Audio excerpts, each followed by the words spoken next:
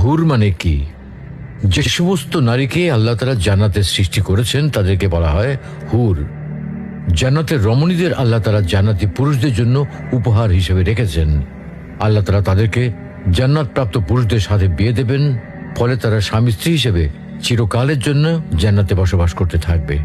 মহান আল্লাহ বলেন, كذلك وزوجناهم بحور عين আর আমি তাদেরকে বড় চোখ বিশিষ্ট হুরদের সাথে বিয়ে দেব। জান্নাতের হুর হবে চিরকুমারী ও সমবয়সের প্রেম সোহাগিনী। জান্নাতে একজন হুর যদি দুনিয়ায় একবার দৃষ্টি দিত, তাহলে আকাশ ও জমিনের মধ্যবর্তী স্থান সুবাসে ভরে যেত।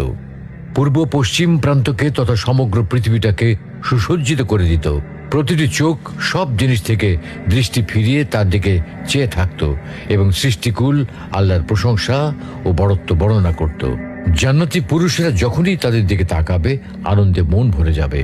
যখন কথা বলবে, ছন্দময় মিষ্টি কথা দ্বারা হৃদয় ভরে দেবে। জান্নাতের রুম সমূহে যখন তারা ঘোরাফেরা করবে, তখন তাদের আলোতে রুমগুলো আলোময় হয়ে যাবে। জান্নাতের অধিবাসী নারী পুরুষগণ হবে একই বয়সের পরিপূর্ণ যুবক যুবতী। জান্নাতের হুর যখন তার স্বামীর চেহারার দিকে তাকাবে, তখন তার হাসিতে জান্নাত আলোময় হয়ে উঠবে। যখন তারা স্বামীর সঙ্গে কথা বলবে, তখন কতই না সুন্দর হবে সেই কথোপকথন।